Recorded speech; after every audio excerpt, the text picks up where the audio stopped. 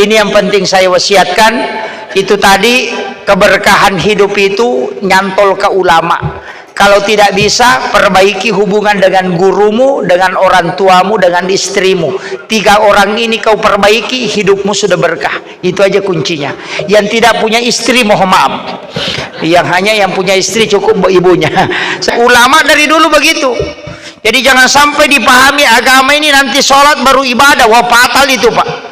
Makanya saya kasih tahu jamaah sekalian, pakai ini kitabnya Imam Syafi'i, kitabnya Imamul Ghazali dalam kitab Ihya Ulumuddin. Itu mengambil hadis Nabi bahwa umatku adalah umat yang terbaik karena dia meninggalkan satu kebaikan menuju ke kebaikan yang lain. Jadi Bapak Ibu kalau sujud terakhir sholat subuh, niatkan untuk sholat duhur. Itu perjalanan kita ke waktu duhur itu dinilai menuju ke sholat. Bapak ke pasar pasti menuju ke sholat. Bapak ke kantor itu menuju ke sholat karena sudah niatkan untuk sholat. Jadi kalau kita meninggal antara subuh dengan duhur, maka kita mati syahid karena meninggal menuju ke sholat. Iya naro nasang tomatot tariolo sampai jat tepet tuh. Yo pwede nasangnya tahu mangkurapange sampai jat tepet tuh dia nasang pajang. Ini tiasa sampai jam mapet tuh. Iya, sama sekali dia tidak sholat. Nasa nih maka ada cukup nampak cenga mako nampak jepui nasa selesai. Wah, itu masalah itu. Iya, saya sering sampaikan bahwa harus kita sholat. Sesibuk apapun kita kerjakan, separeman apapun orang suruh sholat. Itu ji kuncinya, Pak. Kalau ada anak kita satu ji kuncinya suruh sholat. Kalau dia mengatakan tunggu sampai baik baru bisa sholat, saya tidak sepakat. Karena sholat yang membuat orang tercegah dari perbuatan keji dan mungkar. Biar preman suruh sholat, Pak. Kalau pure mas sampajan namelo si mancing parema taruh di jolok. Iya. Kenapa? Karena kalau sholat itu potensinya menghapuskan dosa. Yang kedua mengangkat derajat. Yang ketiga memberi pahala. Nah kalau kau melakukan dosa, nah tidak ada penghapusan yang kau lakukan, pasti bebannya berat. Tapi kalau kau sholat dan tetap melakukan dosa, maka tetap ada yang kau harapkan. Makanya dari situ ulama-ulama dari dulu dia mengatakan, yang penting masam pajak kok. Iya, itu yang sering saya sampaikan ke jamaah. Yang penting sholat ki. Kalau belum bisa melakukan kebaikan, sholat maki dulu. Nanti sholat itu akan ketika dia membekas, maka dia akan mengajak kita untuk melakukan kebaikan, menghindarkan kita dari maksiat. Ya kodena sempajang agami rendongang. Jadi orang yang tidak sholat itu jelas, Pak, pasti makan malaikat betami mahainya. Iya. Nah, itu makanya saya bilang sholat, yang penting kita sholat. Senakal apapun anak kita, sejahat apapun kita tetap sholat. Dan insya Allah berkahnya sholat itu Nabi akan membantu kita. Walaupun nanti tidak bisa sempurna. Pak, saya itu punya kitab ensiklopedi itu. Ternyata ada hadis Nabi. Kiamat paling dekat itu ketika 2 binatang sudah hilang. Ada 2 binatang itu kalau sudah tidak ada berarti kiamat sudah dekat. Yang pertama itu kambing. Kalau sudah tidak ada kambing itu betul-betul kiamat sudah dekat. Karena hidup ini sudah tidak diridhoi, diberkahi. Itu kambing, Pak. Setiap orang akikah dia sembeli kadang 2 ekor, kadang 1 ekor. Anaknya kambing itu cuma kadang 3, tapi kok tidak habis-habis. Kucing biasa kalau melahirkan 5 anaknya, nah tidak pernah disembeli kok bisa habis. Terbatas. Kan begitu. Coba berapa anaknya kucing? Kan kadang 5, kadang 7. Kambing itu melahirkan paling tinggi 4. Padahal disembeli setiap orang akikah. Tapi kenapa kambing tidak habis-habis? Selalu ada. Ah, makanya ketika kambing sudah tidak ada, itu tanda itu. Itu hadis. Nah, makanya tidak usah takut dulu Pak selama masih banyak kambing. Nah, itu tidak usah bilang dunia mau kiamat, belum. Itu selama masih banyak kambing, itu saya pegang itu. Yang kedua unta dengan sapi, selama masih ada itu insya Allah tidak, masih aman. Ketika binatang ini sudah hilang, maka itu kiamat sudah dekat. Bahkan di dalam kitab itu dijelaskan tinggal hitung hari kalau 2 binatang ini sudah hilang. Nah, itu makanya selama masih ada itu aman, tidak usah takut belum bilang mau kiamat ini. Itu masih lama. Fadzakir innama فذكر. Bismillahirrahmanirrahim. Assalamualaikum warahmatullahi wabarakatuh.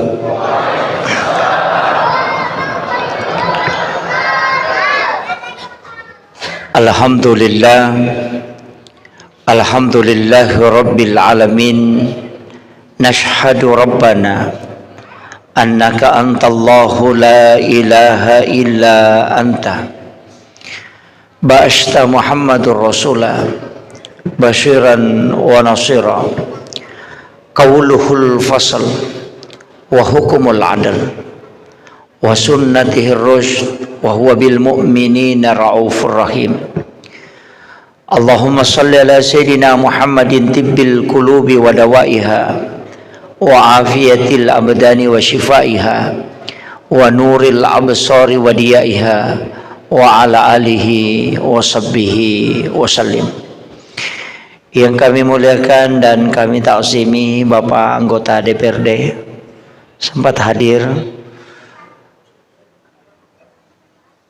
seluruh tokoh masyarakat, tokoh agama, para alim ulama, dan seluruh asatiz dan asatizah, seluruh jamaah dan hadirin wal hadirat yang insyaallah dirahmati dan dimuliakan oleh Allah Subhanahu wa taala.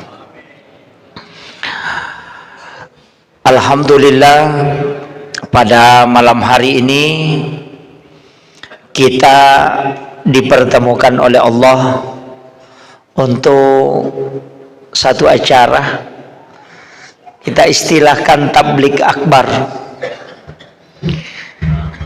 Jadi kajiannya harus kajian yang mungkin agak dalam, karena yang hadir di sini sahabat-sahabat kita termasuk para dai, ada beberapa yang hadir. Jadi kalau kita mengkaji agama, memang ulama kita itu membagi. Ada kajian yang membicarakan tentang hukum-hukum agama, itu ulamanya disebut fuqaha atau disebut dengan kajian fikih, itu kajian Islam. Kalau kajian iman, itu ulamanya disebut murabbi, pembahasannya adalah akidah, ilmunya disebut teologi. Kalau naik satu tingkat, itu disebut kajian tasawuf, ulamanya disebut mursyid, sedangkan objek kajiannya adalah adab atau akhlak. Jadi kalau kita kajian Islam berarti itu kajian hukum. Kalau kajian iman itu akidah. Kalau kajian ihsan itu masuk tasawuf. Tiga kajian ini dalam Islam itu tidak boleh dicampur. Karena kapan bercampur Islam ini jadi masalah. Inilah sekarang banyak penceramah yang mencampur pembahasan fikih, pembahasan akidah, dan pembahasan tasawuf. Bahkan contoh akidah ditarik ke fikih, atau contoh tasawuf, akhlak ditarik ke akidah. Itu fatal. Makanya ada beberapa penceramah itu mengatakan, kemarin sempat viral bahwa sungkeman dengan orang tua itu musyrik. Ada, dan itu viral sekali Pak. Dia punya channel YouTube, channel TV, mengatakan bahwa sungkeman dengan orang tua ketika menikah itu musyrik, karena itu bersujud selain kepada Allah. Yang kedua, hormat kepada bendera merah putih itu musyrik, karena termasuk menyembah. Itu kan ada, tidak usah saya sebut nama ustaznya, dan itu sangat terkenal. Ini masalah karena sungkaman dengan orang tua itu adalah akhlak, bukan masuk dalam akidah. Itu masuk dalam adab. Jadi sujudnya anak ketika mencium tangan orang tuanya ketika sungkeman itu bukan sujud menyembah, tapi itu sujud takzim namanya.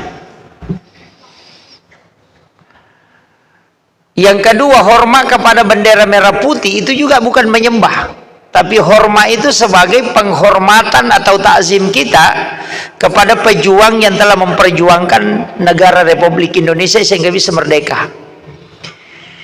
Tapi karena ditarik dalam ranah akidah, itu fatal itu.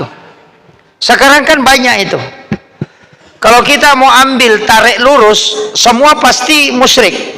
Makan obat, musyrik juga itu. Karena makan Bodrex baru bisa sembuh. Wah, itu fatal itu. Musyrik juga itu. Kalau kita mau ambil kaidahnya, makan kemudian kenyang, musyrik juga itu. Karena yang bikin kenyang nasi. Atau bawa proposal ke Pak Wali Kota, musyrik juga itu. Karena mengharap rezeki selain daripada Allah. Kan begitu. Makanya di dalam agama ini kalau ditukar contohnya itu bahaya, Pak. Saya sering menyampaikan tentang cincin. Orang tua kita dulu itu banyak, ulama kita itu banyak senang pakai cincin. Dan cincin yang sering dipakai itu tidak sembarang dipakai. Sering ada orang mengatakan ini cincin saya cocok dipakai berdagang. Biasa dengar begitu kan? Kalau pedagang cincin ini cocok dipakai dagang. Itu musyrik atau bukan? Saya tanya dulu Ustaz ini, musyrik atau bukan? Kalau mengatakan ini permata, ini bagus dipakai berdagang, cocok dipakai dagang. Itu musyrik atau bukan? Takut, tidak berani kayaknya jawab ini. Nah, di sini ulama menarik akidah itu ada pada puncak, sedangkan yang ada penjabaran itu adalah keistimewaan yang Allah kasih. Sehingga ketika kita mengatakan cincin yang dianggap bagus dipakai berdagang itu adalah musyrik, maka termasuk batu magnet yang kita pakai untuk kesehatan itu juga musyrik. Termasuk batu magnet. Kan ada yang dijual itu Pak dari Cina, yang batu magnet itu, oh iya, yang gelang-gelang itu bisa dipakai untuk terapi kesehatan, itu musyrik juga itu. Karena bisa memberi manfaat untuk kesehatan. Kalau kita katakan batu itu tadi musyrik, makanya ulama selalu mengatakan bahwa Allah itu adalah puncak tauhid. Segala sesuatu yang diciptakan pasti ada manfaatnya, dan manfaat itu bukan dari bendanya, tapi Allah yang memberi manfaat. Sama dengan api. Api itu membakar karena sifatnya. Kalau Allah cabut sifatnya tidak membakar, kan begitu. Api itu panas karena sifatnya. Makanya ketika Nabi Ibrahim dibakar, itu Nabi Ibrahim tidak terbakar.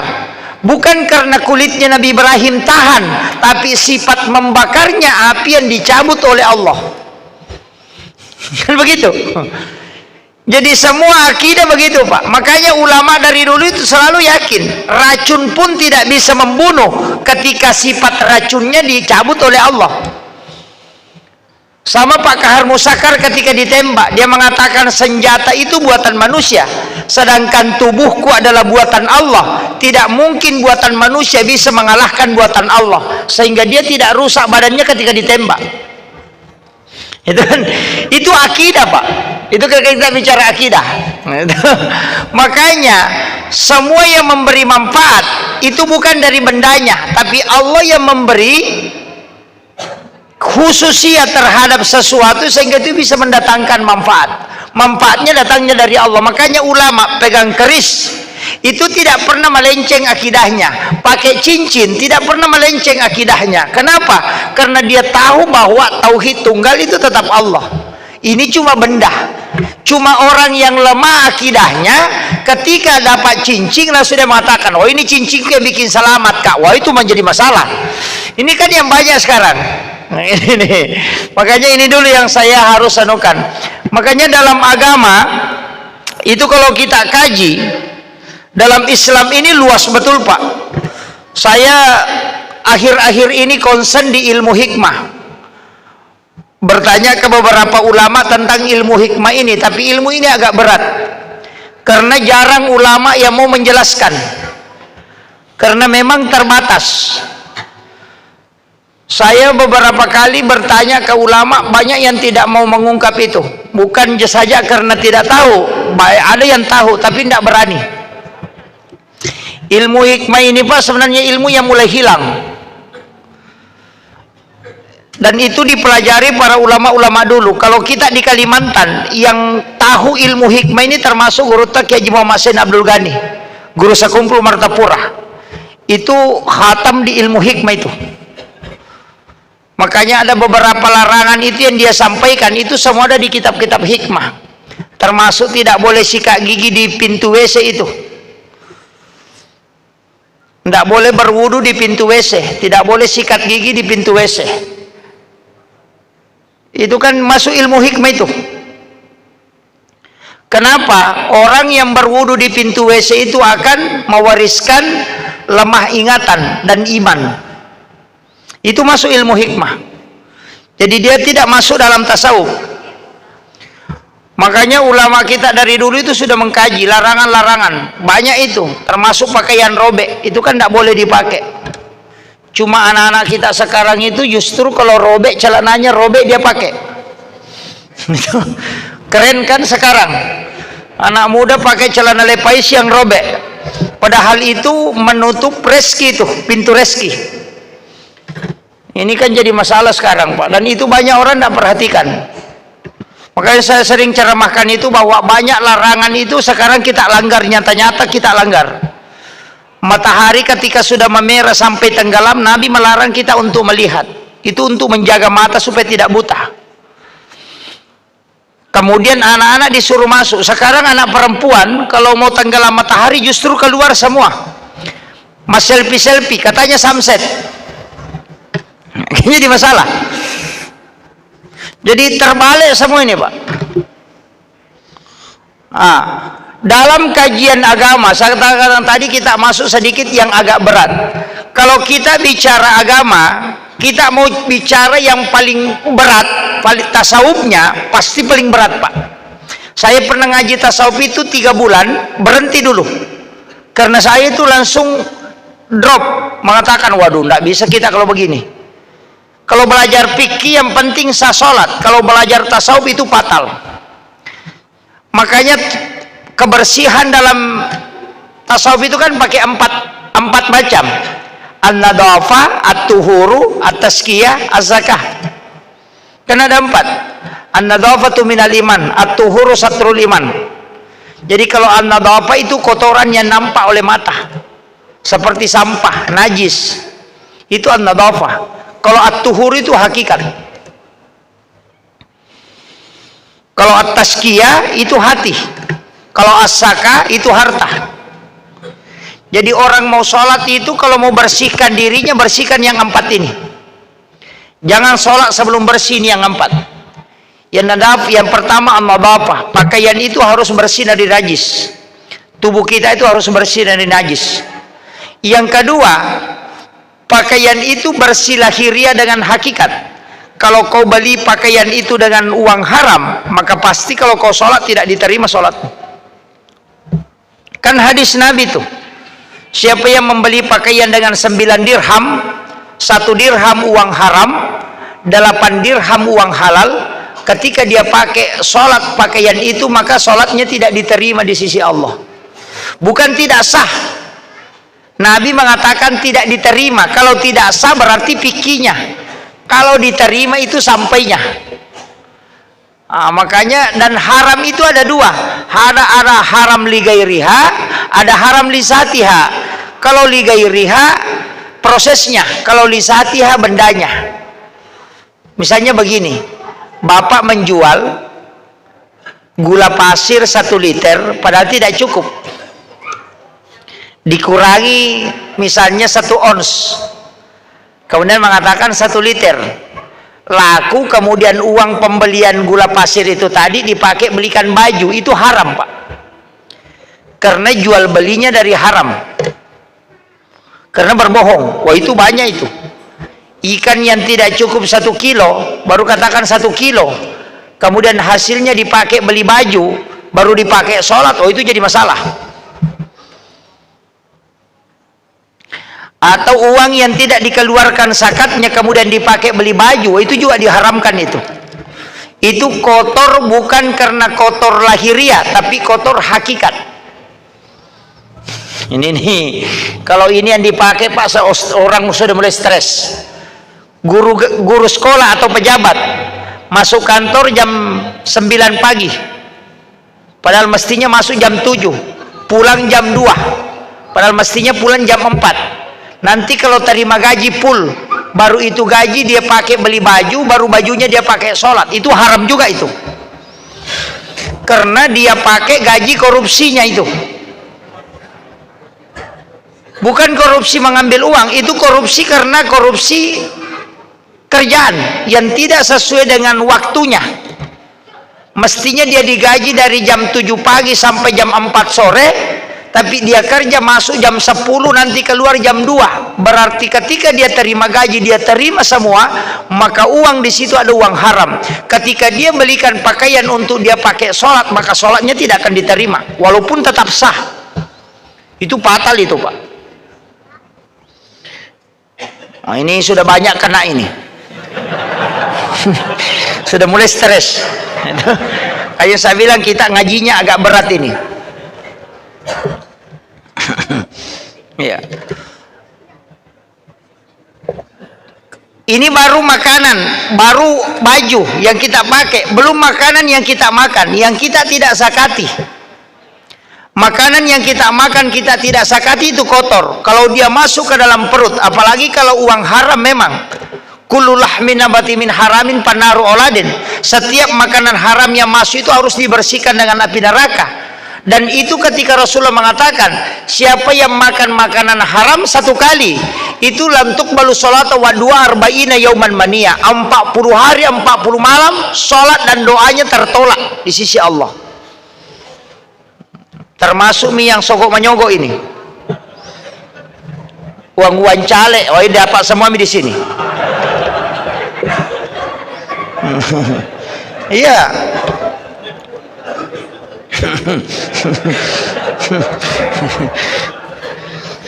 Makanya kalau kita mau kaji betul, jarang selamat Pak, jarang selamat. Betul. Saya itu ketika ngaji kitab tentang ini, oh stres saya itu.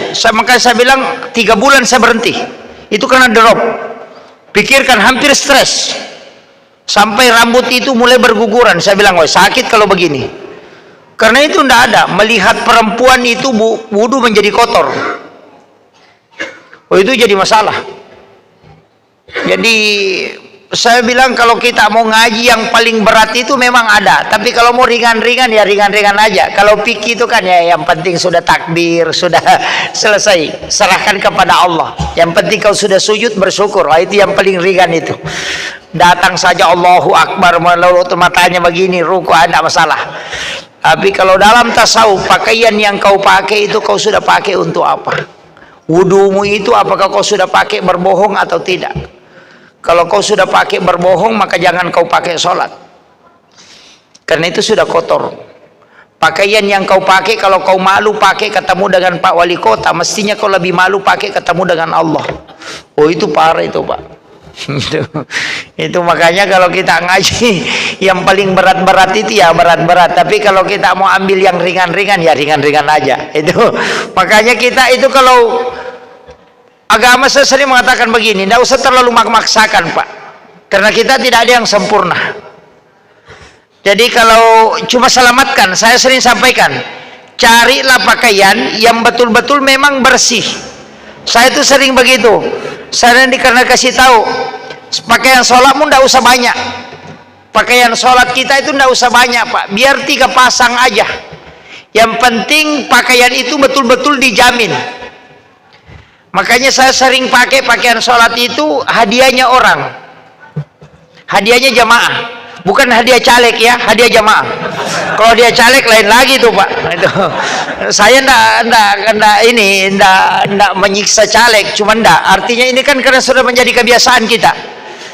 Kalau memang sedekah silakan ambil. Dalam agama itu tidak dilarang sedekah. Justru Allah suka kepada orang yang rajin sedekah.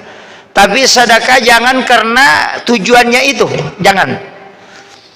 Karena dalam agama ini Nabi kan mengatakan bersedekah kepada 7 orang miskin di hari Jumat itu mengalahkan 40 orang alim ketika dia berdoa. Itu perintah agama, boleh Pak. Perintah agama itu membolehkan. Caleg-caleg ini mestinya kalau hari Jumat cari orang miskin 7, sedekahi dia. Tapi jangan bilang coblos Kak, jangan.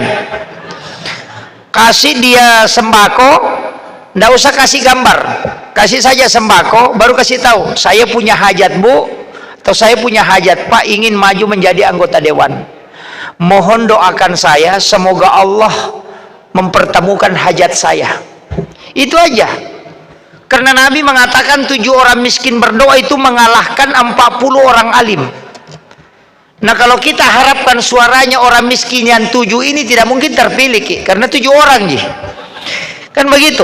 Tapi yang kita harapkan adalah doanya, karena itu bisa mempengaruhi kalbunya orang-orang yang ada di situ. Itu perintah agama Pak. Makanya kalau orang mengatakan tidak boleh, saya mengatakan tidak. Agama memerintahkan, agama perintahkan. Jadi itu orang miskin Pak, tapi orang miskin ya, bukan orang yang suka minta, orang miskin. Karena ada juga memang orang Pak sebenarnya tidak miskin tapi suka minta. Iya. Maka dari bicara gini kok tahu perri si tahu kasiasi si salah. Ya kok tahu perri magalami mak dareke. Ya kok tahu kasiasi memang tidak ada papanya. Iya. Di sebenarnya tahu perri. Angka motorona memang oto. Ayeuna tu make kah? Tu 5 kibo surat katarang kurang mampu. Pano kantor desa. Setiap ada bantuan dia datang, padahal selalu pakai emas. Mabello bolana tapi liwat dari kena. Ndak mau habis orang begitu Pak, karena perasaannya yang sempit.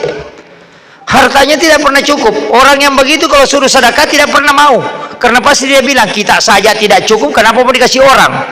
Itu yang begitu. Dan itu banyak di Bontang Pak. Banyak di Bontang. Di kampung saya juga banyak. Iya, kalau ada bantuan langsung datang itu. Tidak pernah cukup bantuan.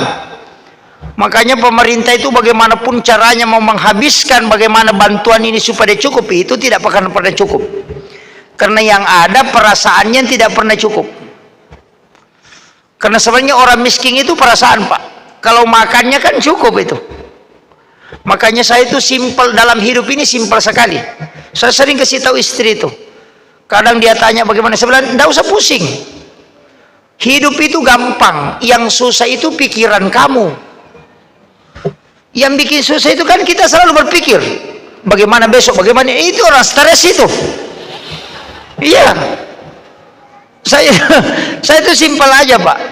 Jadi saya itu enggak pakai kaidah sederhananya Syekh Abdul Qadir Jailani. Dia mengatakan Anda mestinya bersyukur ketika sudah bisa makan dan sudah bisa minum.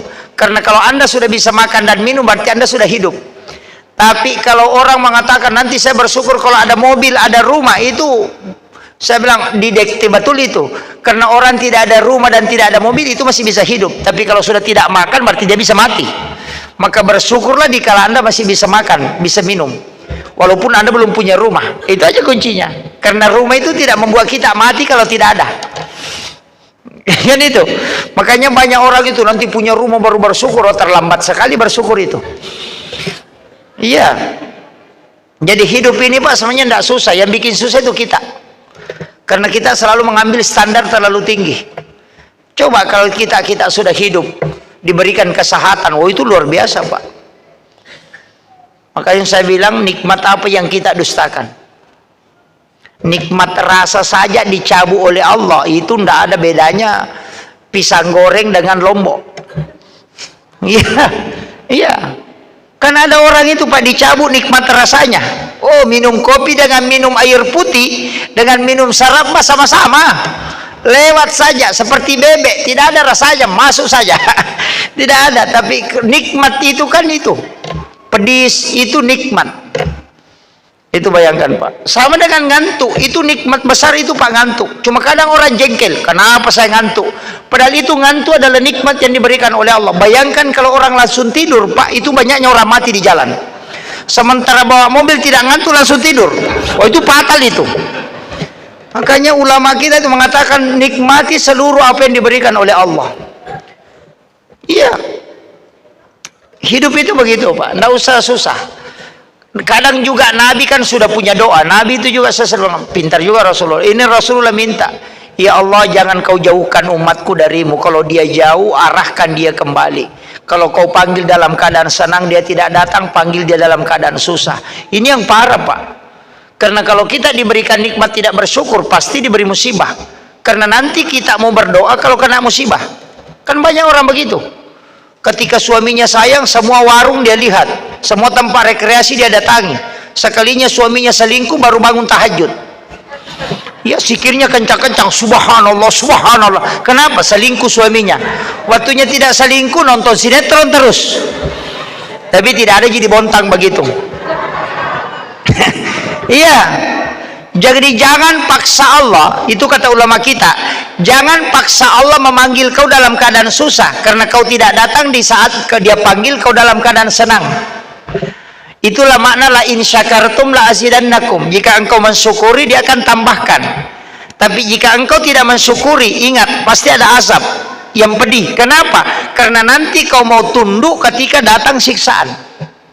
Dan itu doanya Nabi, panggil dia dalam keadaan senang. Kalau dia tidak datang, panggil dia dalam keadaan susah. Karena Nabi minta jangan kau jauhkan umatku darimu.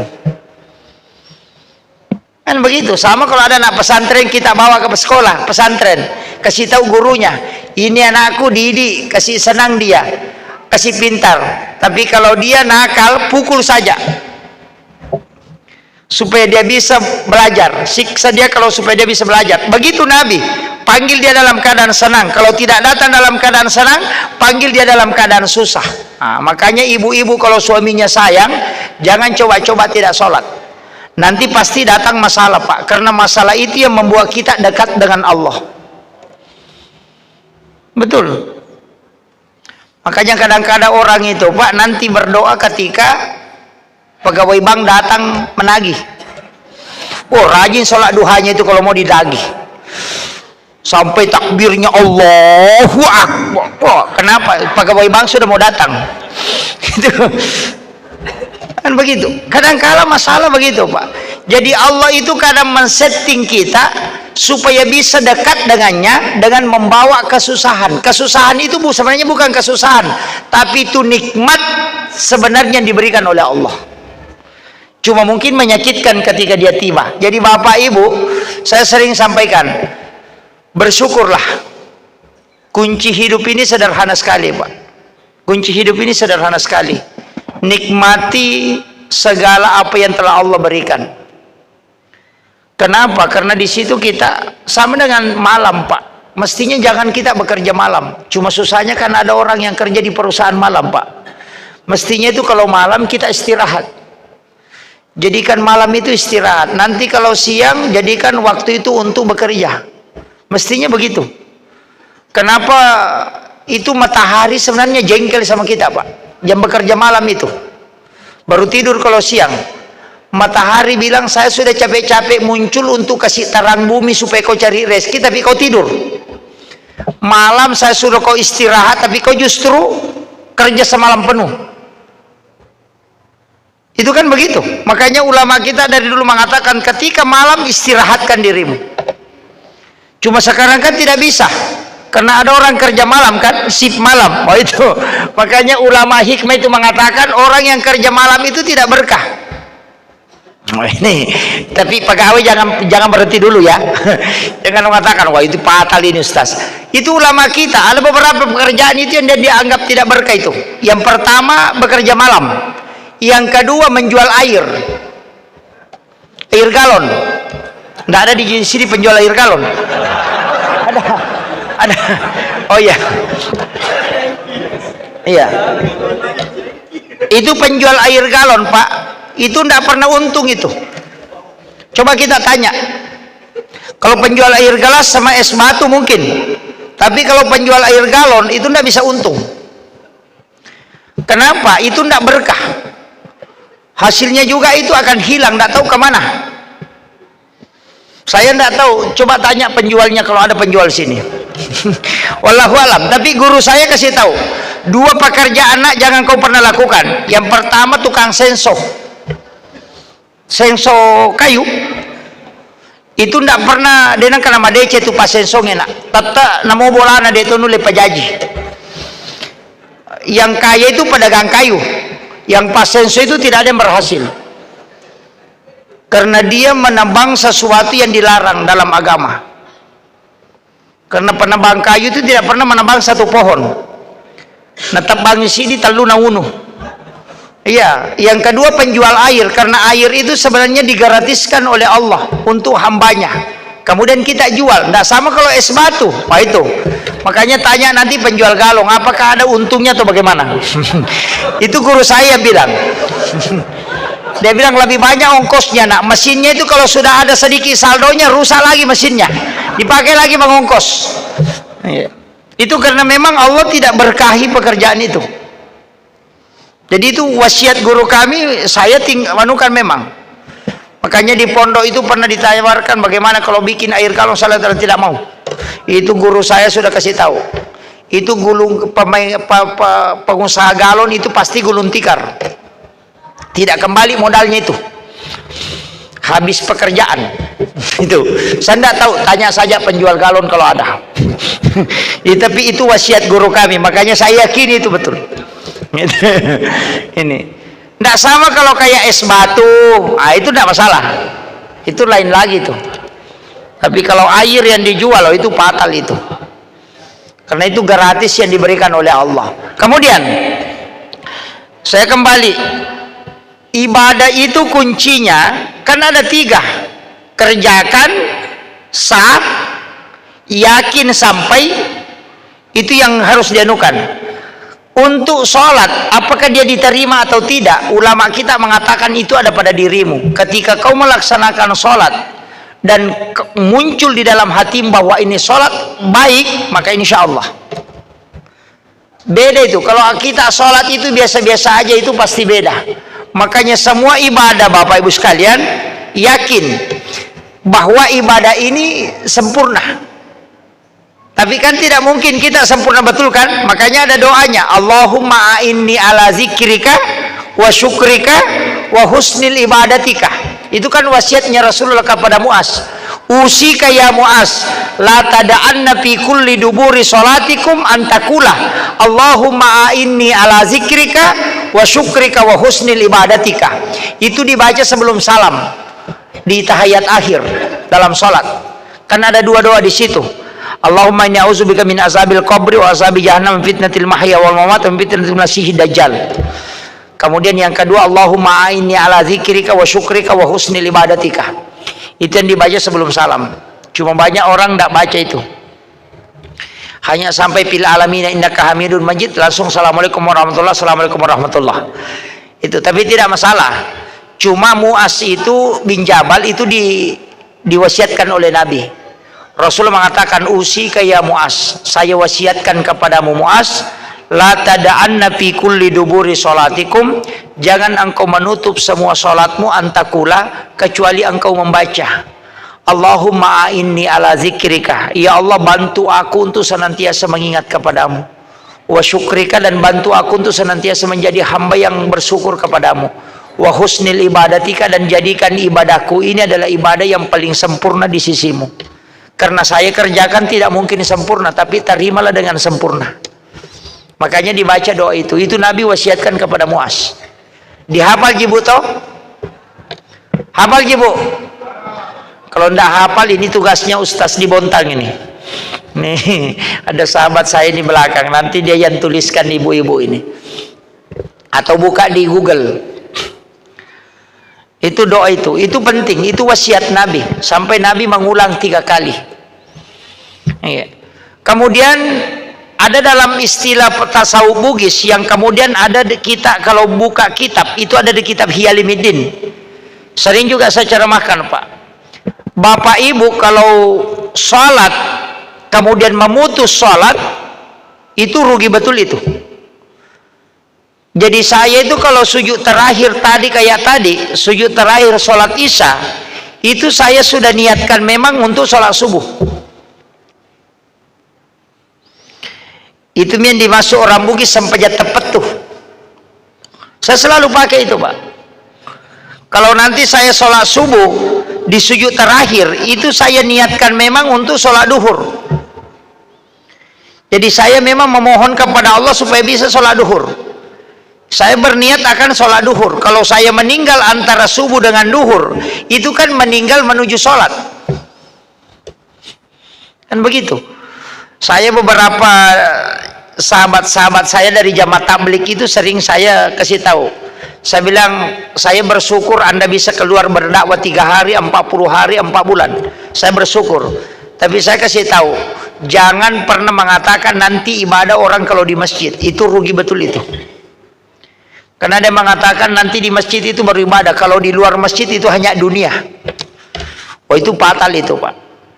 Orang yang seperti itu sedikit betul pahalanya.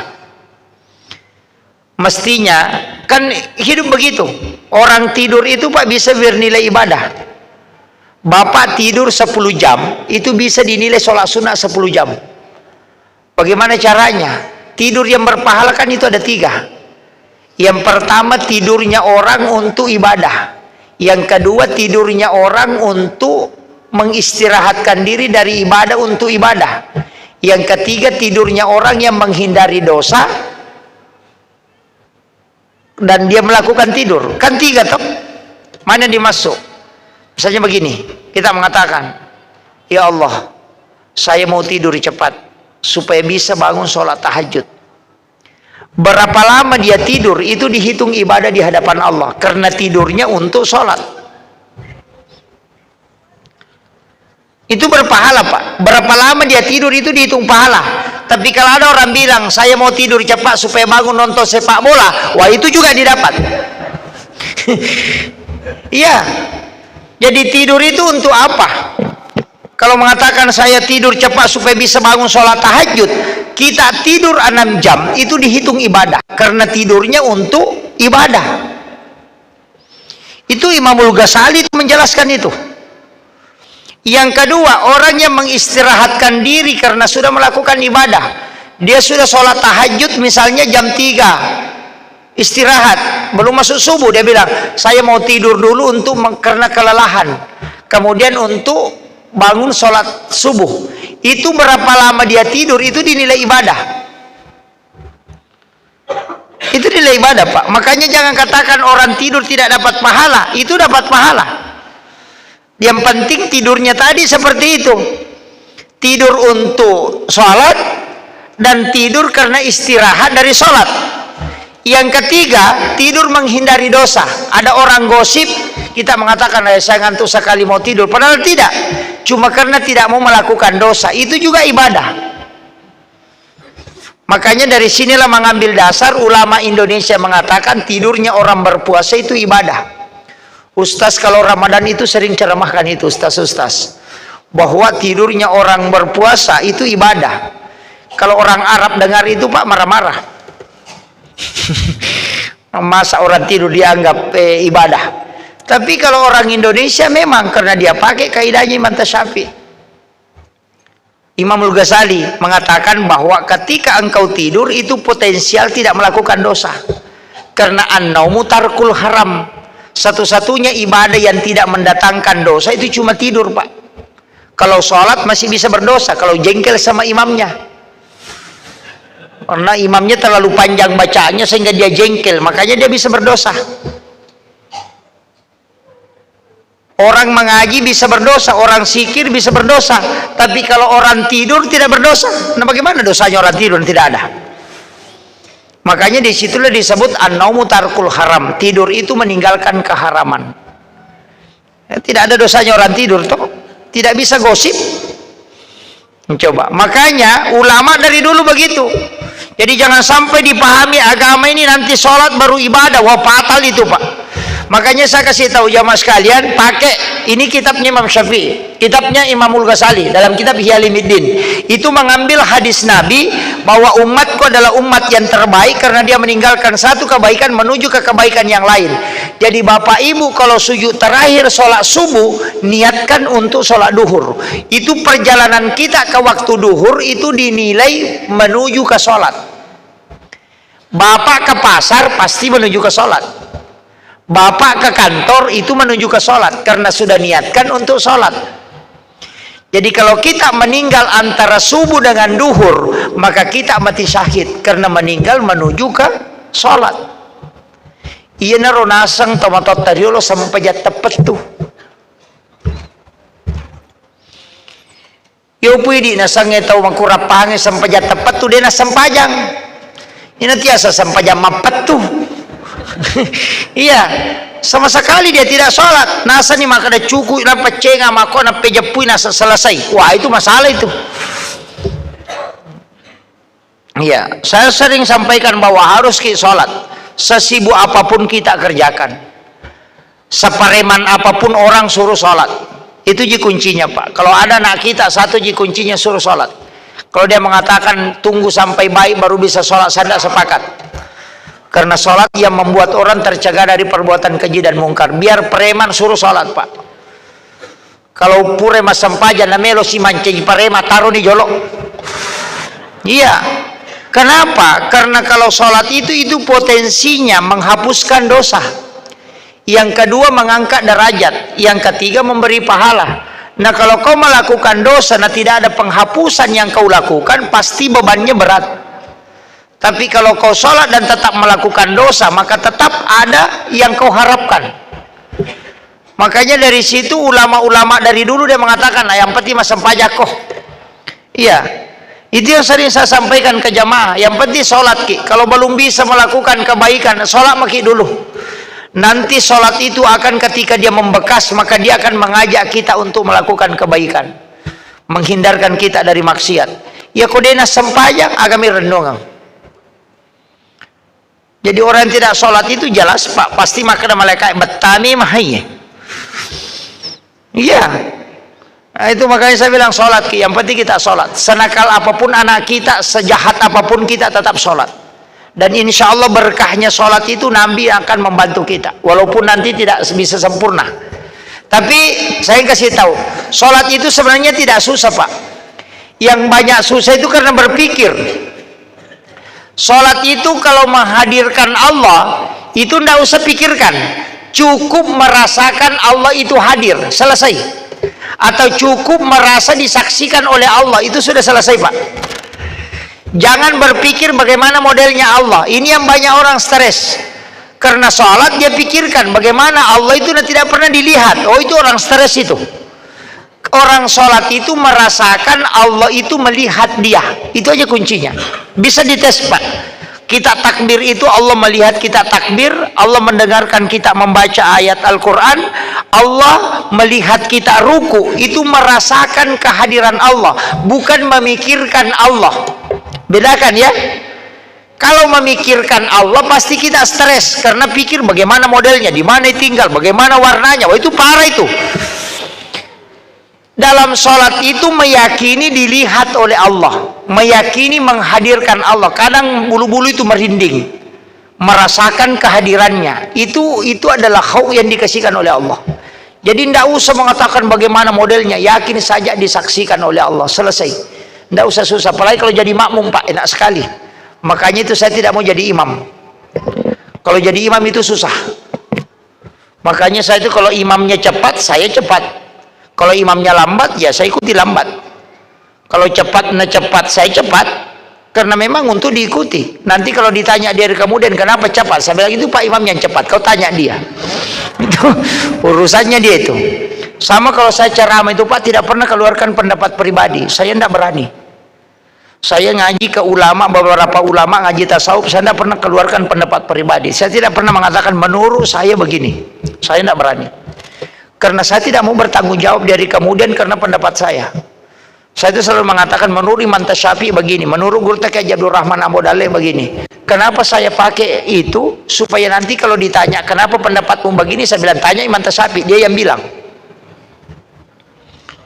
Kan begitu. Sama aja kalau ada kepala dinas, Pak, turun membawakan sambutan. Kenapa kau bilang begini? Ya Pak Wali Kota yang bilang. Tanya dia. Kan lepas dia kan. Sama aja dengan saya. Nanti kalau ditanya kenapa begini pendapatmu, ya itu saya ikuti pendapatnya Imam Syafi'i, tanya Imam Syafi'i di sana. Sudah. Itu kan makanya pendapat ulama itu kita penceramah ini cuma memindahkan saja, Pak. Makanya jangan katakan ustaz itu pintar, tidak pintar, cuma kasih pindah-pindah itu. Iya, sama aja dengan penjual kopi di warkop toh, ada yang mengantar kopi, ada yang buat kopi. Yang buat kopi itu yang meramu. Kalau kopinya terlalu pahit, jangan marahi pengantarnya, marahi yang bikin. Kan begitu. Ustaz itu pengantar kopi. Jadi saya itu pengantar pendapat. Jauh-jauh saya datang dari Sidrap hanya menyampaikan pendapat ulama, tidak pernah menyampaikan pendapat pribadi. Iya, nanti kalau ditanya dari kemudian kenapa pakai ini, itu Imam Syafi'i bilang, selesai. Makanya saya itu tidak pernah pusing, Pak, kalau ceramah, karena bukan pendapat saya yang saya pakai. Kalaupun nanti ditanya mana yang kita pakai, oh saya pakai ini. Nah begitu. Saya pakai pendapat ini karena dalam Islam itu Pak ada namanya kajian Islam, ada sikap hukum, ada hukum Islam. Dari 10 pendapat kita ambil satu. Sama saya, sentuhan kulit istri itu saya pakai batal wudhu. Jadi kalau saya menyentuh istri kalau sudah berwudu tanpa pelapis, saya pakai batal. Saya pakai pendapatnya Imam Syafi'i. Karena istri itu bukan muhrim, Pak. Kalau Syafi'i bukan muhrim. Karena mahram itu 2 syaratnya, tidak boleh dinikahi dan tidak boleh digauli. Nah istri itu dinikahi dan digauli. Nah, begitu. Syaratnya muhrim apa? Tidak boleh dinikahi toh. Yang kedua tidak boleh digauli. Siapa yang masuk muhrim? Anak, ibu, saudara itu kan masuk muhrim semua. Karena dia tidak bisa dinikahi dan tidak boleh digauli. Nah istri dinikahi dan digauli toh. Makanya dia bukan muhrim. Tapi dia adalah hakut tamlik, orang lain yang dimiliki. Jadi istri itu hak pakai, Pak, bukan hak milik. Jangan tersinggung, Bu. Iya, hak pakai. Jadi istri itu memang tidak, makanya kalau ada mengatakan sayang kita saling memiliki, oh tidak, salah itu. Iya, istri itu dimiliki oleh suami, makanya dia menjadi tawanan istilahnya. Makanya disebut hakut tamlik, hak pakai. Sama dengan handphone. Handphone itu kan dibeli, makanya suami punya hak menggunakan. HP itu miliknya suami, tapi HP tidak memiliki kita, tapi kita memiliki HP. Kan begitu toh? Dari situlah sehingga istri tidak bisa mengucapkan kata talak ke suaminya, tidak bisa berlaku. Nggak bisa berlaku itu kata talak kalau istri dan bilang, biar cungkir balik bilang, kau talak, kau talak, kau talak, kau talak, kau tidak bakalan jatuh. Biar cungkir balik di tangga mengatakan saya talak, kau tidak bisa berlaku. Nanti bisa berlaku talak ketika dia masuk ke pengadilan agama, melapor ke pengadilan, kemudian pengadilan yang mewakilkan untuk menjatuhkan talak baru bisa berlaku. Kalau dia yang bilang kau talak, kau talak, kau talak, kau tidak bakalan. Tapi kalau suami ngomong 1 kali saja itu bisa berlaku. Kan begitu. Makanya, tapi ibu-ibu jangan marah ya. Itulah sehingga Imam Syafi'i mengatakan istri itu bukan mahram. Makanya ketika sentuhan batal. Itu rasional sekali itu, Pak. Tapi ada kan ulama yang tidak pakai itu. Sama kalau Syafi'i, yang penting baku sentuhan batal wudu. Itu kan masalah kalau di Bontang ini cocok karena sab perempuan ada pembatasnya. Tempat wudu perempuan ada, tempat wudu laki-laki beda, pintu masuk masjid terpisah, sabnya juga tidak baku campur. Kemudian di dalam sholat tidak pernah orang berputar. Tidak sama kalau pergi ke tanah suci. Kalau mau dibawa ke tanah suci mazhabnya Syafi'i, kesentuhan perempuan laki-laki batal wudu, insya Allah kita tidak haji dan pulang, datang saja ke tanah suci berwudu baru pulang. Karena tidak tinggalkan tawaf itu, masuk ke tempat wudu, keluar tabrakan, batal lagi, masuk lagi tuh, baru berputar satu kali tuh batal lagi tuh, ulang lagi. Kalau mazhabnya Syafi'i kan begitu. Makanya kalau kita pakai fikih Pak, tidak usah berdebat terlalu panjang. Katakan saja, oh ini pendapat Syafi'i, ini pendapat Imam Malik, ini yang saya pakai, ini yang kau pakai, selesai. Kita tidak berdebat nih. Yang banyak masalah karena satu pendapat dia tahu, baru dia bilang ini yang paling benar. Wah, itu jadi masalah. Sehingga cuma tata cara sholatnya yang dibilang benar. Allahu Akbar. Tadi saya buka ada di Facebook itu orang sholat di Masjid Nabawi kayaknya itu, 4 makmum di belakangnya tidak ada yang sama-sama gerakannya. Imamnya begini caranya bersedekap, makmum yang ada di belakangnya begini, yang di sampingnya begini, yang di sampingnya lagi begini. Saya bilang ini sudah nampak 4 orang di belakang imam tidak ada yang sama. Itu begitu. Kalau orang paham itu Pak tidak stres. Yang banyak ini sekarang karena ngaji satu kitab baru menyalahkan orang. Oh itu fatal itu. Nah ini yang sanukan. Makanya hati-hati. Banyak itu Pak. Termasuk kan begini, sentuhan. Yang kedua menyentuh kemaluan. Kan itu jadi masalah. Syafi'i kan mengatakan kalau orang menyentuh kemaluan tanpa pelapis itu batal wudu. Tapi Imam Malik mengatakan tidak. Kalau ada syahwat batal, kalau tidak ada syahwat tidak masalah. Imam Abu Hanifah mengatakan tidak masalah. Kenapa berbeda? Karena ada anak muda, orang tua dari gunung Arab Badui. Tanya ke Nabi, kalau saya sudah berwudu kemudian menyentuh kemaluan tanpa pelapis, kemudian mau sholat, apakah saya harus berwudu? Nabi mengatakan tidak usah, karena yang kau sentuh itu sama dengan anggota tubuhmu yang lain. Kemaluan itu kan sama dengan telinga, menempel juga toh. Kau sentuh itu sama-sama, tidak usah. Begitu. Dan itu jawabannya Rasulullah. Dan itu hadisnya sahih Pak, cuma dia hadis ahad. Inilah yang dipakai oleh Imam Abu Hanifah. Tapi berselang 29 hari dalam ilmu mustalah al hadis, ada orang anak muda 3 orang datang bertanya ke Nabi, ya Rasulullah, kalau kami sudah berwudu kemudian menyentuh kemaluan tanpa pelapis kemudian kamu sholat, apakah kami harus berwudu? Nabi mengatakan berwudulah kalian semua. Disuruh berwudu. Berwudulah kalian semua. Makanya 2 hadis ini berbeda. Imam Syafi'i mengatakan ini yang ngomong orang tua bilang tidak apa-apa, jangan pakai hadisnya. Karena orang tua itu 2 penyakitnya, tuli-tuli dan pelupa. Siapa tahu Nabi bilang batal baru dia bilang tidak. Tidak ada juga saksinya. Cuma yang kedua ini anak muda 3, pasti ingatannya kuat dan ada saksinya. Makanya Imam Syafi'i pakai batal wudunya. Tapi Imam Malik mengatakan tidak. Yang orang tua tidak apa-apa, anak muda batal. Berarti keadaannya. Kalau orang tua pegang kemaluannya itu pasti tidak ada syahwat. Mungkin gatal gitu nagaru, itu tidak apa-apa. Tapi kalau anak muda pegang pasti ada syahwatnya, makanya batal. Jadi bukan menyentuhnya membatalkan, tapi syahwat ketika menyentuhnya. Makanya saat 2 hadis 3 pendapat. Ini parah ini Pak kalau kita tidak anukan. Kan memang mengatakan ada hadisnya, betul ada hadisnya. Tapi ulama berbeda dalam penetapannya. Nah, ini makanya kaidah agama begitu. Saya kan ambil yang simpel aja. Ini ulama-ulama kita itu parah itu Pak, apalagi kalau belum masuk tasawuf, wah itu parah. Jadi ulama fikih baru ulama fikih. Termasuk ada beberapa masalah itu. Masjid kayak masjid kita ini ternyata masjid amal bakti Pancasila, itu masjidnya Pak Soeharto. Masjid yang terbuat dari bata merah itu kan jadi masalah kalau Syafi'i, karena dia tercampur dengan tanah yang ada najisnya.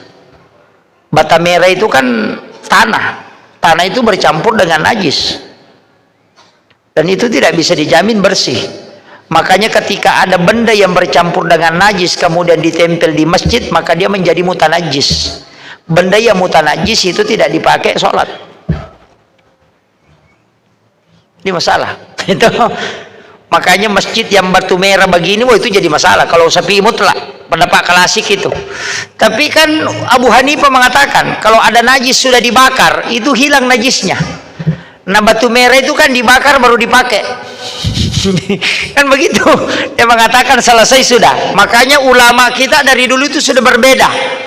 Cuma ini perbedaan harus dikasih tahu semua masyarakat supaya tidak bingung kalau menemukan pendapat. Sama dengan Syafi'i, kenapa kunut subuh? Imam Abu Hanifah tidak kunut. Imam Syafi'i itu alasannya cuma satu, dan itu masuk akal sekali. Apa yang alasannya Imam Syafi'i? Kau mengatakan hadisnya lama, kau mengatakan hadisnya sahih. Bukan itu yang dipermasalahkan. Imam Syafi'i cuma bilang sesuatu yang pernah dilakukan Nabi walau hanya sekali, maka dia sunnah selamanya. Dan kunut subuh Nabi pernah lakukan. Selesai, itu aja dalilnya kan. Makanya siram kuburan, Nabi pernah menyiram kuburan anaknya, berarti pernah dia lakukan satu kali, maka dia sunnah selamanya sampai yaumil kiamah.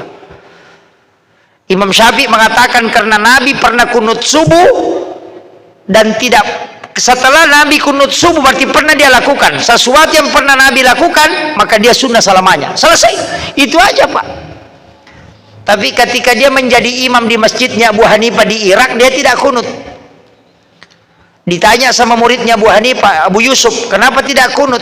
Nah kami tunggu kau kunut. Imam Syafi'i bilang, saya tidak kunut karena saya jadi imam di masjidnya Abu Hanifah. Nah Abu Hanifah tidak kunut. Di depan sana ada kuburannya, yang ikut di belakang saya muridnya Abu Hanifah. Saya sungguh tidak beradab kalau saya kunut di jamaah yang memang tidak kunut. Itu Imam Syafi'i Pak. Padahal dia memfatwakan untuk kunut. Tapi dia tidak kunut gara-gara menghargai orang yang ada di situ. Kita kadang ada orang mentang-mentang Pak, datang langsung tidak kunut, padahal orang di situ kunut. Itu kan begitu. Nah, ini makanya akhlak itu penting dalam ibadah. Kemudian ada hal yang saya ingin sedikit, istilahnya ingin kasih supaya kita bisa amalkan. Apalagi kehidupan sekarang Pak berat. Ibadah sekarang ini kalau kita mau hitung-hitung, aduh jauh. Saya hanya katakan ini untuk teman-teman saya, sahabat-sahabat saya yang terjun di dakwah. Saya itu selalu diwasiatkan oleh mursyid kami. Kemarin silaturahmi dengan Habib Wa Makkah. Itu wasiat beliau, setiap saya ketemu itu aja yang dia wasiatkan. Apa pesan beliau? Beliau itu mewasiatkan jangan jalan sendiri nak, bertawassullah, koneksikan dirimu dengan para wali. Makanya para dai ini harus banyak membaca sholawat dan banyak mengirim-ngirim Fatihah kepada para ulama. Guru-guru kita di Asadiyah yang alumni Asadiyah ya kirimkan Fatihah, doakan mereka supaya kita tidak jalan sendiri. Ulama-ulama kita itu kan waliullah, itu benderanya sudah tinggi, makanya menempel saja di situ. Guru Tasa'ada yang di Asadiyah, Guru Kiai Abdul Rahman Ambodale yang dari Jawa nempel saja ke kiainya, karena ulama itu bisa memberi syafaat. Ya, bukan saja Rasulullah itu bisa memberi syafaat Pak, ulama juga bisa memberi syafaat, para wali itu bisa memberi syafaat. Makanya jangan katakan nanti Rasulullah bisa, tidak. Al-Quran bisa memberi syafaat, anak perempuan bisa memberi syafaat. Itu hadis sahih. Siapa yang meninggalkan 3 atau 2 anak perempuan ahli ibadah, maka ibu bapaknya tidak disentuh api neraka. Itu syafaat. Makanya anak perempuan itu saya bikin 2 Pak. Anak pertama itu perempuan, anak kedua perempuan. Karena guru saya sampaikan, usahakan nanti anak pertama, anak kedua kau perempuan, supaya bisa nanti memberi syafaat di yaumil akhir. Itu hadis Nabi. Siapa yang meninggalkan 2 atau 3 anak perempuan ahli ibadah, maka ibu bapaknya tidak disentuh api neraka. Nah itu. Makanya yang punya anak laki-laki tidak punya anak perempuan, ya sabar maki.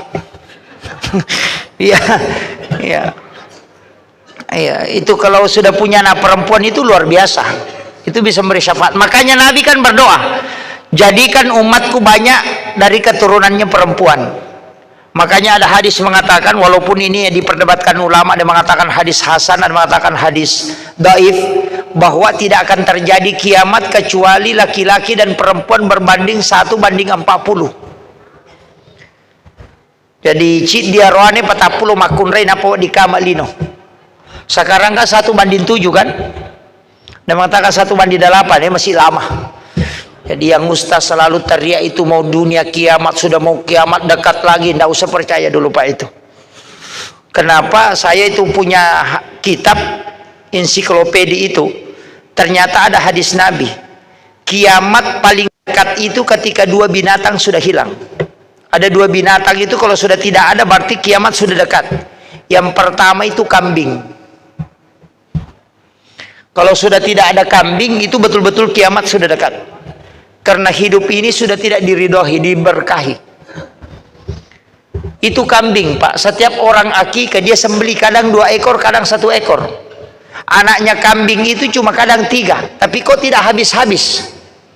Kucing biasa kalau melahirkan 5 anaknya, nah tidak pernah disembelih kok bisa habis. Terbatas, kan begitu. Coba berapa anaknya kucing? Kan kadang 5, kadang 7. Kambing itu melahirkan paling tinggi 4. Padahal disembelih setiap orang akikah. Tapi kenapa kambing tidak habis-habis? Selalu ada. Makanya ketika kambing sudah tidak ada, itu tanda itu. Itu hadis. Makanya tidak usah takut dulu Pak selama masih banyak kambing. Itu tidak usah bilang dunia mau kiamat, belum. Itu selama masih banyak kambing, itu saya pegang itu. Yang kedua unta dengan sapi, selama masih ada itu insya Allah tidak, masih aman.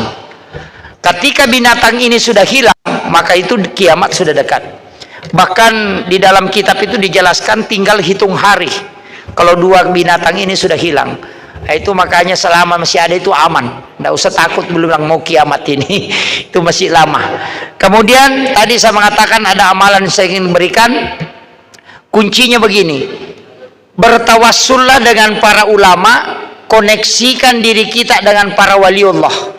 Itu koneksikan diri itu dengan mengirimkan suratul Fatihah. Walaupun nanti banyak yang tidak sepakat, tapi saya yakin itu. Saya itu Pak kalau hitungan normal mungkin saya sudah drop. Hitungan normal saya sudah 3 bulan maulid. Saya lihat jadwal tadi di mobil itu masih ada sekitar 20-an lebih, masih ada 28 jadwal maulid.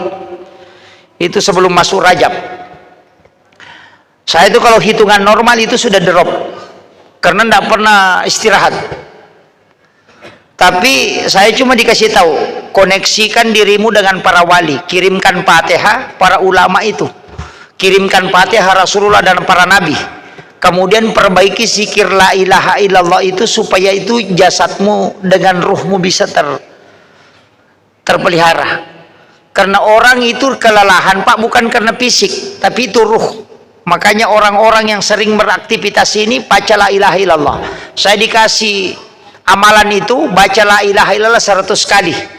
Walaupun tidurnya hanya 5 menit, kalau sudah baca 100 kali kemudian tidur, maka insya Allah bangun itu sudah fit kembali. Itu aman itu. Jadi baca la ilaha illallah 100 kali saja. Jadi biar tidurnya 1 menit. Kalau misalnya tidur sudah sampai 100, baringkan badan. Istilahnya baring biar duduk begini, kemudian kita tidur sejenak. Biar 5 menit bangun sudah. Itu sudah cukup. Itu tidurnya ulama begitu, tapi susah Pak kalau kita tidak telatenkan. Apalagi kalau zikirnya tidak koneksi, banyak baca la ilaha illallah, ilaha illallah, ilaha, itu jadi masalah. Itu sama burung beo, la ilaha illallah, la ilaha illallah, itu tidak masalah itu. Makanya kalau zikir itu la ilaha illallah itu dikunci memang. La ilaha illallah itu masukkan. Itu di tarekat itu ditarik dari pusar itu ke ubun-ubun, baru kasih masuk di sebelah kanan, baru tarik ke kiri. Makanya kan kalau tarekat itu ada yang bergerak la ilaha illallah. Ini diikuti la ilaha illallah. Itu kan ditarik naik masuk ke kanan baru bawa ke kiri. Jadi la ilaha illallah itu masuk. Baca 100. Cuma ada juga yang kepalanya yang goyang-goyang, la ilaha illallah, itu kalau saya itu saya tidak tahu. Itu yang saya kalau zikir ini untuk kalau yang saya pelajari di tarekat itu, tarik napas itu. Ada dua versi Pak, ada yang menarik dari alam. Jadi semua yang ada di alam itu dia tarik supaya dia bersikir. Ada juga cuma dari pusarnya. Tinggal kita pakai yang mana. Yang terakhir saya ingin sampaikan, jangan pernah berhenti belajar. Itu aja kuncinya Pak, jangan pernah berhenti belajar. Saya sampai hari ini tidak pernah berhenti. Dimanapun saya menemukan ulama, saya selalu minta untuk beri nasihat. Saya kalau ada kuburan, mengatakan ini kuburan, biasanya kuburan para wali, kuburan para ulama, itu saya pasti singgah, menyempatkan waktu untuk singgah menziarahi. Saya ketemu dengan suryatnya Datuk Kalampayang itu di Tanah Bumbu, itu wasiat beliau, bahwa dimanapun kau berada nak, kunjungilah ulama baik yang hidup maupun yang sudah meninggal. Kalau sudah meninggal kunjungi kuburannya, kau doakan dia, karena kau tidak tahu salah satu di antara mereka mungkin ada yang nanti menarik tanganmu masuk ke dalam surga. Itu aja yang saya yakini Pak, karena kalau amalan saya yang mau saya pakai masuk surga, oh jauh, tidak bisa. Kalau orang-orang miskin Pak itu bersyukur. Tadi saya ceramah di masjid, saya bilang kalau Anda miskin bersyukurlah, karena hanya orang miskin yang bisa sedekahnya banyak. Orang kaya itu tidak bisa sedekah banyak Pak. Kalau orang miskin itu bisa sedekah banyak. Kalau Bapak punya uang 10.000, Bapak sedekahkan 5.000, berarti 50% hartanya disedekahkan. Kalau orang kaya Pak punya uang 1 miliar, mau dia sedekahkan 50%, 500 juta dia sedekahkan baru bisa. Makanya orang miskin sedekah 5.000, kalau orang kaya nanti 500 juta baru sama. Kalau dia punya uang 1 M, kan begitu. Coba kalau orang miskin, makanya kan agama itu hitung persen tuh, 2,5% zakat. Harta 2,5%. Makanya kalau Bapak punya uang 10.000, orang miskin ada uangnya 10.000, dia sedekahkan 5.000, berarti 50% hartanya dia sedekahkan. Jangan lihat 5.000-nya, lihat nilainya 50%. Kalau orang kaya Pak 1 miliar uangnya, baru dia mau sedekahkan 50% sama orang miskin tadi, berarti 500 juta dia harus sedekahkan baru sama. Adakah orang kaya mau sedekah di masjid 500 juta? Stres itu. Makanya berdoalah supaya jadi miskin, supaya bisa sedekahnya banyak. Ini. Kemudian saya wasiatkan, di sini ada ustaz, saya itu diwasiatkan Guru Taqi Abdul Muin Yusuf kali Sidenreng. Itu saya pakai itu. Yang pertama kalau dipanggil ceramah berangkat sendiri nak. Itu pesan di beliau.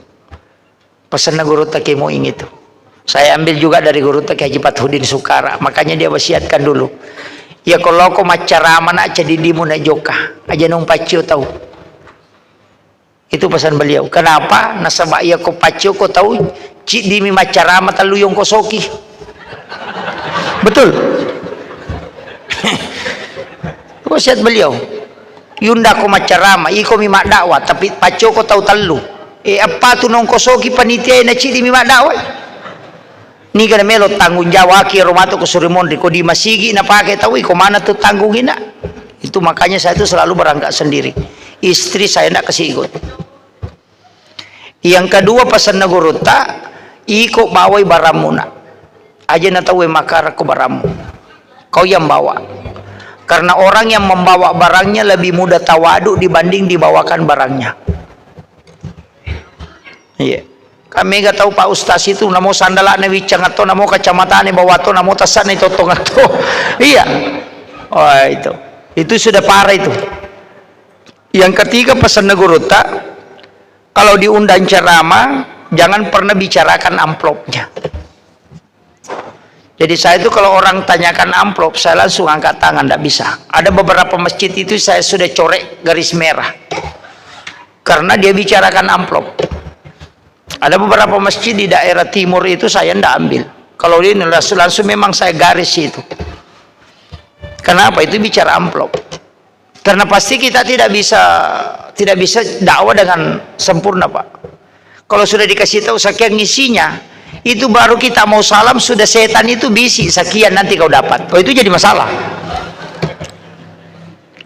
Makanya saya itu kalau jalan selalu bawa uang dan tidak pernah tahu berapa jumlahnya. Saya itu sudah ultimatum istri. Saya kasih tahu, kita menikah, semua rezeki yang dikasih orang kau yang buka, jangan saya yang buka. Tapi jangan pernah kasih tahu saya berapa isinya. Kalau kau buka kasih tahu, maka kita akan cerai. Dia rahasiakan betul itu. Biar ibunya tanya itu, dia bilang tidak tahu, tidak aku tahu berapa. Karena memang saya sudah ultimatum. Karena kapan kita tahu sekian isinya, kalau dipanggil lagi pasti muncul lagi setan itu bilang sekian di situ, sudah. Muncul terus itu. Makanya ustaz-ustaz yang hadir di sini, teman-teman saya, sahabat-sahabat saya, bisa mengamalkan itu. Jangan pernah buka amplopnya kalau dikasih amplop. Saya itu di rumah punya tempat memang khusus kotak. Jadi setiap itu dia masukkan di situ. Kalau saya butuh baru dia buka. Tidak pernah tahu berapa. Makanya kalau orang tanyakan itu, saya bilang angkat tangan, saya tidak tahu.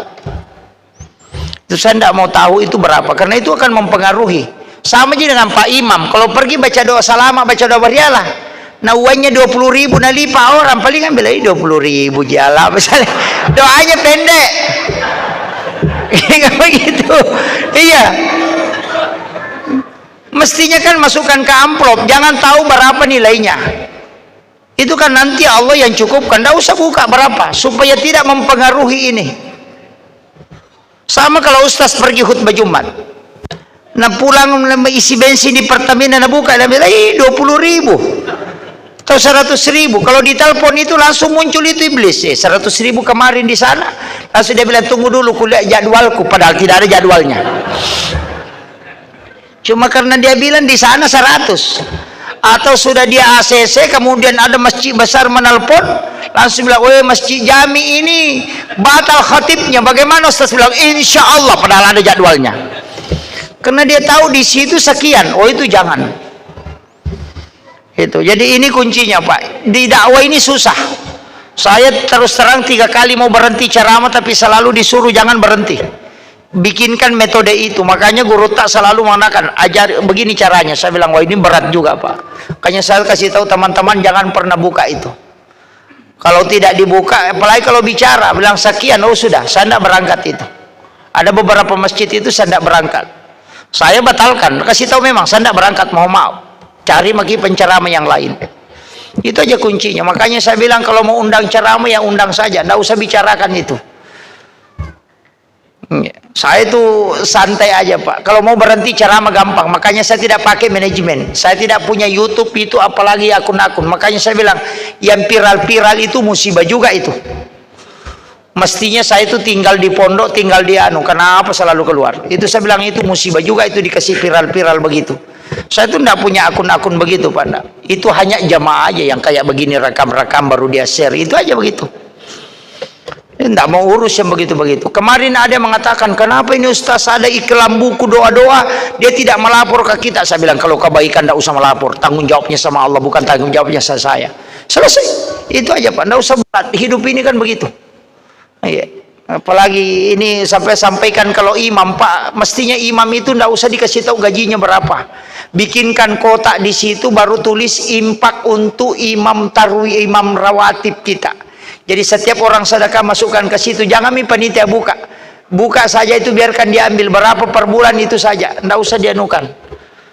Karena ada juga masalahnya itu Pak, kalau digaji. Biasa kalau imamnya tidak datang 1 kali, langsung jamaah bilang, wah imamnya digaji baru tidak datang. Wah itu jadi masalah Pak. 1 kali tidak datang langsung dipisui 1 bulan.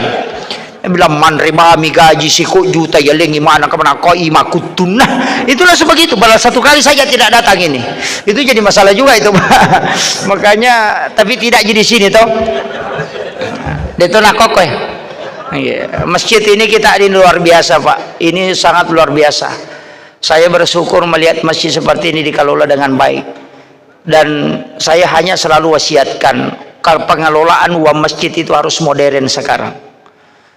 Sekarang kan banyak masjid kayak begini, saya baru di situ tadi AC-nya sudah berhembus. Saya bilang, oh ini masjid luar biasa.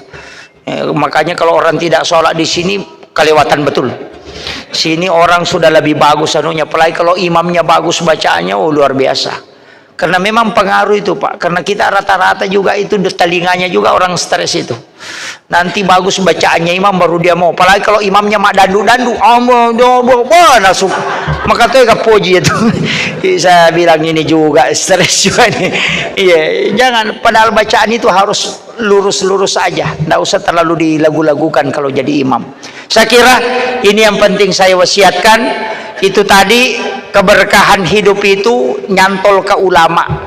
Kalau tidak bisa, perbaiki hubungan dengan gurumu, dengan orang tuamu, dengan istrimu.